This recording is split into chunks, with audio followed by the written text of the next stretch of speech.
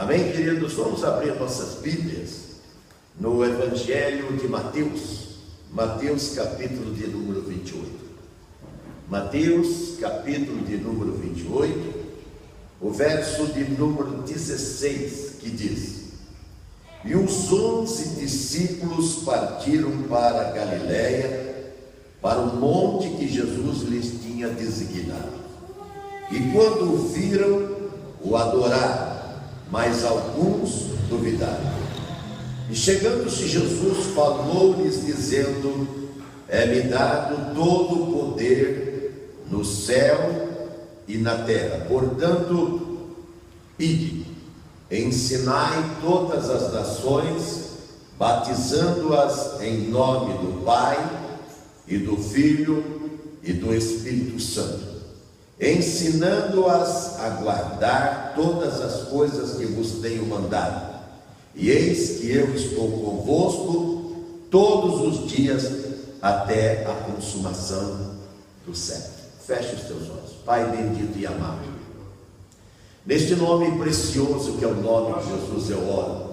Eu oro agradecido, Senhor, por mais esta oportunidade de abrir a Tua Palavra e poder, Senhor Jesus, escutar, ouvir e receber esta mensagem como o alimento para as nossas almas. Rogamos que venha nos instruir, nos guiar, venha nos conduzir por onde só o Senhor o pode fazer, porque não há quem possa revelar e ilustrar a Tua Palavra a não ser o Senhor, que é o autor. Que nada nos incomode ou perturbe, te pedimos por amor de Jesus. Amém e amém, Jesus. O texto que nós lemos, ele é de fundamental importância para aqueles que se dizem cristãos, para aqueles que se dizem crentes, para aqueles que um dia abraçaram este livro, o Evangelho, que é o poder de Deus para a salvação, que precisam aprender a obedecer.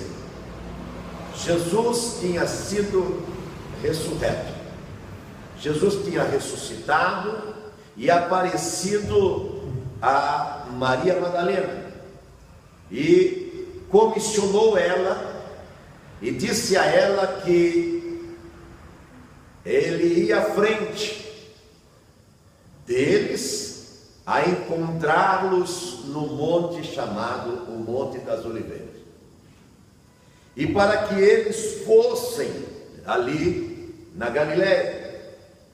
Ele estava na Judéia, foi enterrado ali naquela montanha sinistra, chamada Caveira, por ordem dos religiosos de então, Anás, Caifás, Alexandre, os sacerdotes, os escribas e fariseus, um complô enorme para tirar Jesus de cena, porque de fato Jesus questionava o estilo de vida, a maneira de ser, a religiosidade aparente que eles tinham.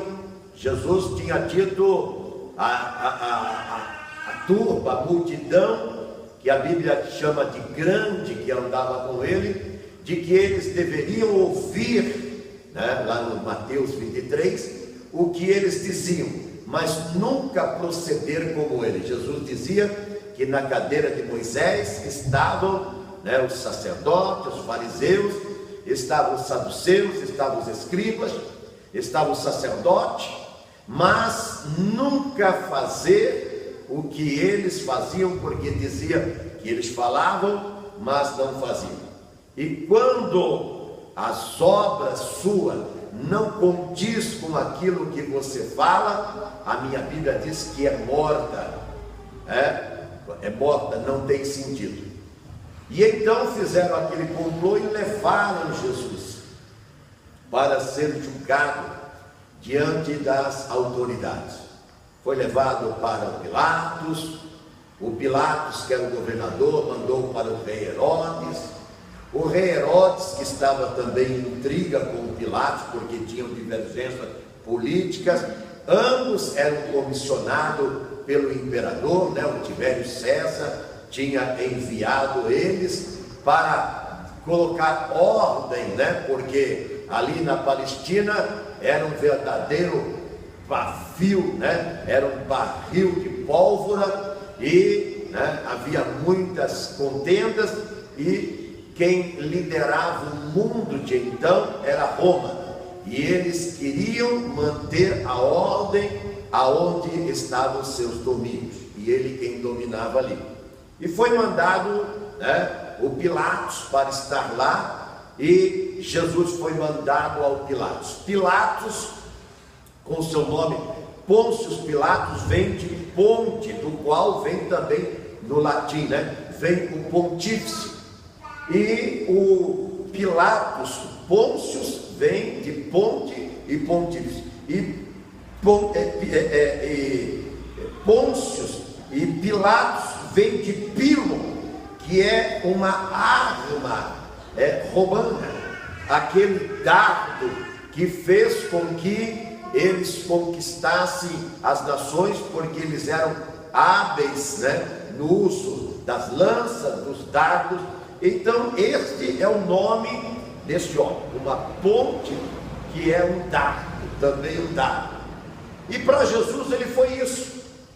E veja que quando ele está com Jesus nas suas mãos, e ele sabia que era uma intriga, ele mesmo tinha muita divergência com os judeus. Ele sabia que ele foi levado, Jesus foi levado por causa da divergência religiosa. Sabia, e está aqui inclusive nesse capítulo 27, no verso 18, diz: Pilatos sabia que por inveja o haviam entregado. Por quê? Porque Jesus apaixonava a multidão. O capítulo 4 de Mateus diz que ele ensinava com autoridade e não como os escribas. E eles estavam cansados, né, daquela lenga-lenga, né, da religião dos judeus.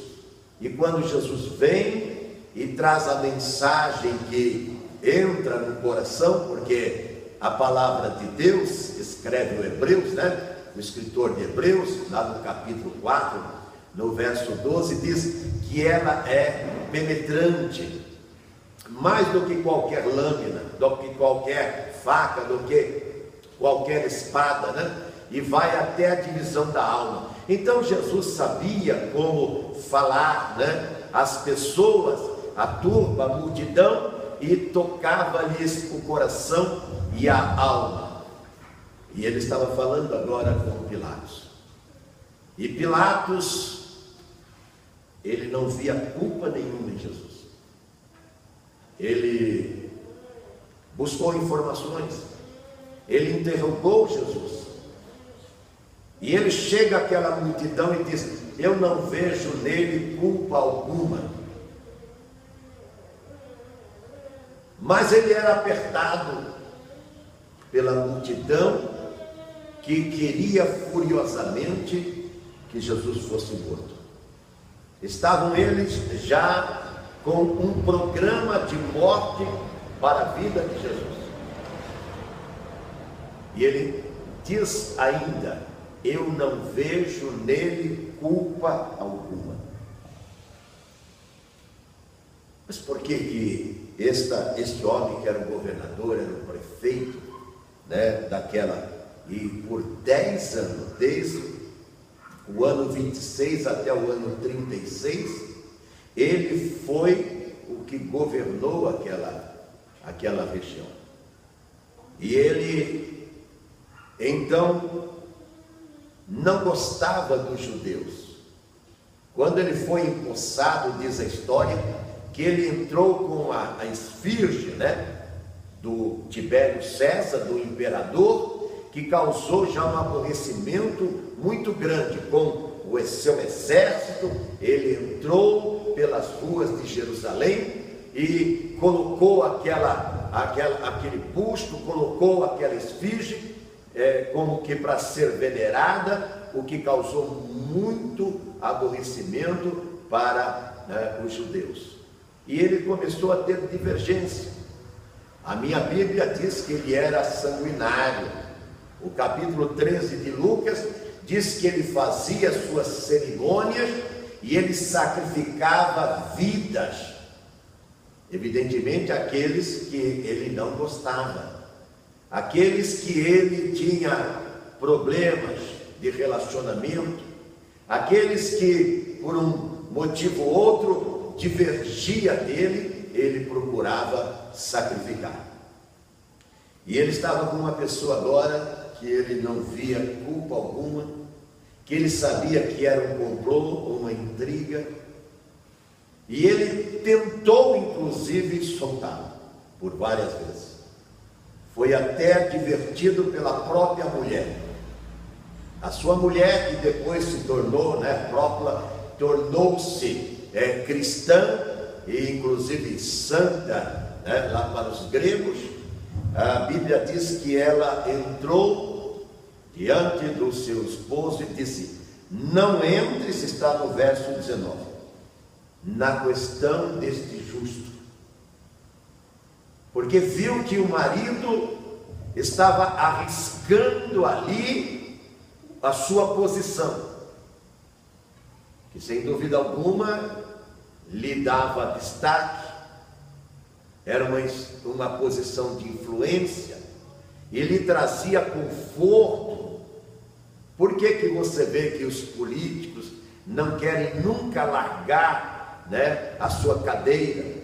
Porque eles trazem um certo conforto, lhes dá privilégios que as pessoas comuns como nós não as temos. Mas ele está com um problema sério, está com Jesus. E ele nunca quis se envolver com questões religiosas. Ele era um homem político, mas estava tentado a livrar Jesus. Alguém poderia livrar Jesus? Herodes não quis fazer.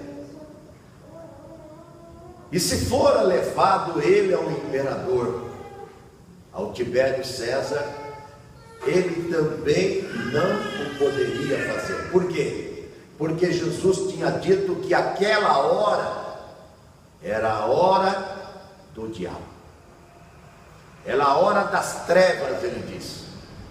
Era a hora de que o império do inferno estaria reinando para levar os seus propósitos a contento. E qual é o propósito do diabo? Anular o plano de Deus chamado salvação. Vamos matar Jesus, dizia o inferno. E aquele todo o aparato não era nada mais, nada menos do que os adeptos do inferno, os congregados, aqueles que se associam com o inferno, com o seu líder, que é Satanás, para fazer o quê? Aquilo que é mal. E aos olhos dele, iria então anular, literalmente anular o quê? O projeto de Deus. Mas presta atenção, o diabo nunca poderá anular o projeto de Deus em relação ao homem. Deus estava decidido a salvar o pecador. Jesus tinha gritado: eu vim buscar e salvar o perdido. E ele estava então nesse propósito, decidido a oferecer a sua própria vida, porque sabia ele que sem derramamento de sangue não poderia haver a remissão do pecado. Havia um tipo, um cenário disso, lá no Egito, quando o sangue da ovelha foi colocado nos umbrais da porta. Havia um outro cenário desse, quando entraram em Jericó, quando aquela mulher airada, aquela mulher sem princípio, sem honra, sem pudor, chamada Raabe, ela acolhe os mensageiros de Deus, enviado por Josué, e ela então faz uma aliança, e aquela aliança tinha o quê? Tinha também uma representação, era um tipo do sangue de Jesus que seria derramado lá na frente. E ela colocou aquele fio de escarlate também na janela da sua casa. Na porta da sua casa estava aquele fio de escarlate, que foi a sua salvação. E o escritor em Hebreus diz que sem derramamento não pode haver remissão de pecado. E Jesus então, ele oferece-se a si mesmo. Jesus não era, presta atenção, Jesus não era um suicida em potencial. Jesus não morreu porque havia um prazer nele em fazer. Jesus, na sua humanidade, como eu e você, e toda pessoa, ele temeu a morte, porque ele agonizou lá no horto, dizendo: Pai, passa de mim esse cálice. Ele queria o quê? Ele queria que fosse salvo o homem, sem ele pagar um tamanho preço.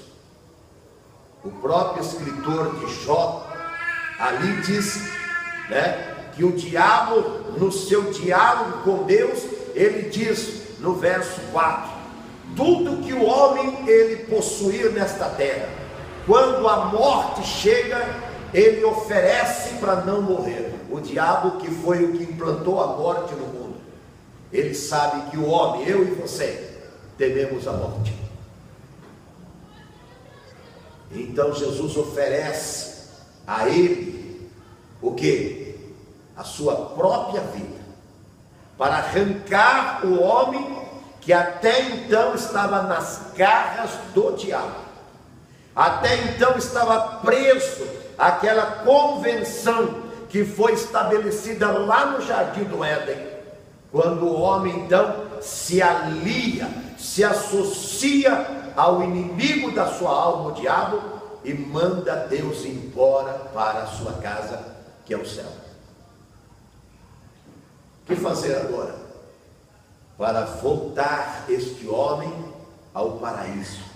O que fazer então para esse homem voltar a sua consciência para esse Deus, oferecendo-se a si mesmo?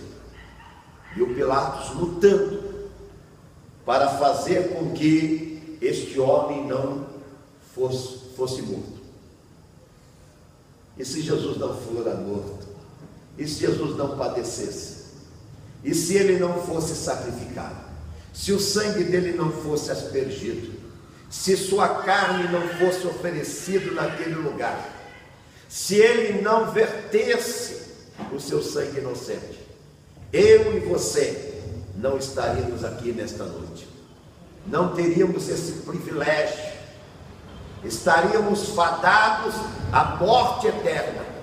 Mas acontece que entra em cena essa figura gloriosa, que agora está tão apática, está tão abatida, está tão desfigurada, porque tinha sido flagelado a noite inteira pelos religiosos, pelos donos da igreja, por aqueles que se sentiam autoridade sobre a consciência da turba que estava pedindo, inclusive, que ele fosse morto. Jesus está diante daquele homem, que era uma autoridade do povo, indicada não por aquele povo, mas por aquele que estava mandando no mundo de então, que era o imperador Tibério César. E quando eles percebem que Pilatos está decidido a soltar Jesus, E ele oferece um facínora, ele oferece um criminoso, ele oferece um crápula chamado Barrabás, que estava preso para ser morto, pensando ele que podia livrar. Era mais uma carta que ele estava jogando à mesa, para tentar livrar Jesus, porque sabia que o povo tinha pedido a morte de Barrabás. Então ele oferece em troca, e o povo pediu Barrabás. E quando então ele insiste em soltar Jesus, então foi o grande desfecho daquele povo, foi a grande flecha que feriu o ego, a vaidade do Pilatos, quando eles disseram: se você soltar este homem, você não é amigo de César. E aí ele tremeu nas bases. Aquilo que a mulher dele tinha falado, então, começou a ter eco na sua vida. E ele tentou, então, não ouvir a sua mulher. Mas ele começou cada vez mais, a se perder no seu plano de livrar Jesus. Ninguém podia livrar Jesus. Nem o Pai, presta atenção, isso não é heresia para você que vai me ouvir. Nem o Pai poderia soltar Jesus. Ninguém poderia. Só o próprio Jesus poderia se soltar, se ele decidisse não fazer. Se ele dissesse: eu volto para ti, e esse povo que estava gritando a sua morte, eles paguem pelo seu pecado, então ele voltaria aos céus, viu? Para ter a mesma glória que lá no capítulo 17, no verso 3 de João, está escrito, 3 e 5 de João, diz: Pai, glorifica-me com a mesma glória que eu tinha convosco antes de existir o mundo. Ele voltaria, porque quando ele orou para o Pai livrar ele: passa de mim esse cálice, o Pai se calou, o Pai se aquietou, o Pai se afunda no seu trono e deixa o Filho com as agonias do seu ministério, que é de salvar a minha vida e salvar a tua também. Agora, Jesus é morto, porque o Pilatos, ele não quis ser essa ponte, ele lavou as suas mãos, ele não poderia ser essa ponte. O que ele poderia é pegar, o que o seu nome significa, aquela arma, aquele dardo pontiagudo, que é o pilum, e estocar em Jesus, lavando as suas mãos. E passa-se então os 3 dias, a sexta-feira fatídica, o sábado que ele repousa no túmulo, e um domingo pela manhã, quando a Maria Madalena, no capítulo 18 do João, ou aqui no 28 também do Mateus, ela vai até o túmulo, levando as iguarias para ungir o corpo de Jesus. E ela encontra então o Jesus ressurreto, o Jesus que nós conhecemos agora, porque nós não conhecemos o Jesus fraco que estava diante do Pilatos, o Jesus que não podia se defender a si mesmo. Por quê? Porque ele queria defender você. Nós encontramos o Jesus ressurreto, o Jesus que falou para o Paulo: por que você me persegue? E o Paulo agora vê ele glorificado. O Jesus que aquela multidão, que lá no capítulo 15 de Coríntios, de aproximadamente 500 pessoas, viu Jesus subir aos céus, como está também no Atos do capítulo 1. Esse Jesus poderoso, que foi recebido às nuvens e assentou-se à destra do Pai Todo-Poderoso, ele aparece para os seus discípulos e ele diz: eu tenho todo o poder, eu recebi todo o poder. Aonde que Jesus recebeu todo o poder? Você já parou para pensar? Ele recebeu o poder quando ele venceu o pecado, quando ele venceu a morte, quando ele venceu a cruz, quando ele venceu a si mesmo. E você também recebe poder quando você vence você mesmo, nas suas paixões, nos seus apetites, nos seus desejos. E você não pode vencer por você mesmo. Você vai precisar desse Jesus que estava diante do Pilatos, que lavou as mãos. Não lave as mãos. Não lave as suas mãos, dizendo: eu sou fraco, eu sou pequeno, eu sou pobre, eu sou indouto, eu sou isso, eu sou aquilo. Por quê? Porque ele diz: eu te dou todo o poder nos céus e na terra. Jesus dá poder para a sua igreja. Ele diz que as portas do inferno não vencem a igreja. E ele diz mais ainda: eu não vou deixar vocês sozinhos, eu estarei convosco todos os dias até a consumação do século.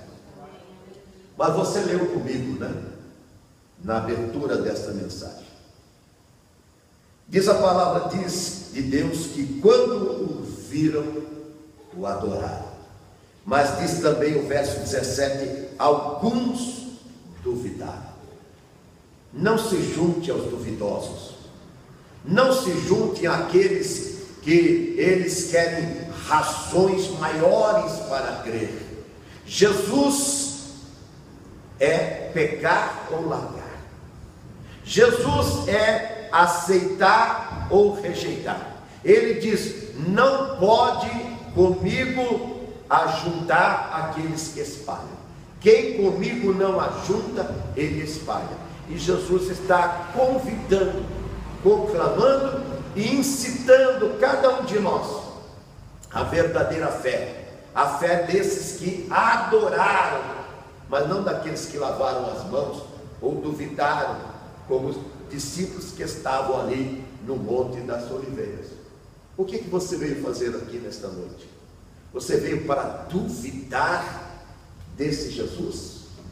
Você veio para lavar as suas mãos, quer dizer, apenas limpar ou abrandar a sua consciência, dizendo: ah, hoje eu fui na igreja? Ou você veio para adorar esse Jesus, para recebê-lo, para ser agradecido, porque ele ocupou o lugar de suplício e de morte, porque aquele lugar diante de Pilatos era seu e era o meu lugar. Nós é que éramos dignos. Por quê? Porque Jesus viveu uma vida toda sem pecado. Ele mesmo no capítulo 8 de João, ele diz: quem dentre vós pode apontar um pecado em mim? Pode me acusar de algum pecado? Agora você e eu, e homem nenhum na face da terra o pôde fazer. Confúcio não pôde fazer, Buda não pôde fazer, Maomé não pôde fazer, religioso nenhum desta terra, não importa qual seja aceito a religião que ele tenha servido ou criado, ele não pôde fazer. Mas Jesus pôde. Por quê? Porque ele é o unigênito do Pai, ele é o Emanuel, é o Deus conosco, ele é o Salvador do homem. E nesta noite ele quer ser adorado. Ele quer que nós façamos parte daqueles que quando o vê, o adora e não duvida. Porque adorar a Deus implica em o quê? Em sacrifício. Jesus, para adorar a Deus, ele sacrificou o seu próprio corpo. A igreja primitiva, para adorar a Deus, ela foi trucidada, perseguida, ela foi aviltada, ela foi caçada nos campos, nos montes, né? Nas cordilheiras, nos outros universos, né? Em outros territórios, em outros lugares, que alguns dizem outros mundos, né? Mundo velho, mundo novo. Mas eles resolveram o quê? Eles resolveram adorar a Deus. A história registra as grandes atrocidades, né, da Idade Média, e até nesses séculos agora tão presentes, o quanto que a igreja tem sofrido na terra. Mas por que ela o faz? Porque ela adora a Jesus e ela então sacrifica a vida secular, o presente momento, a vida na carne.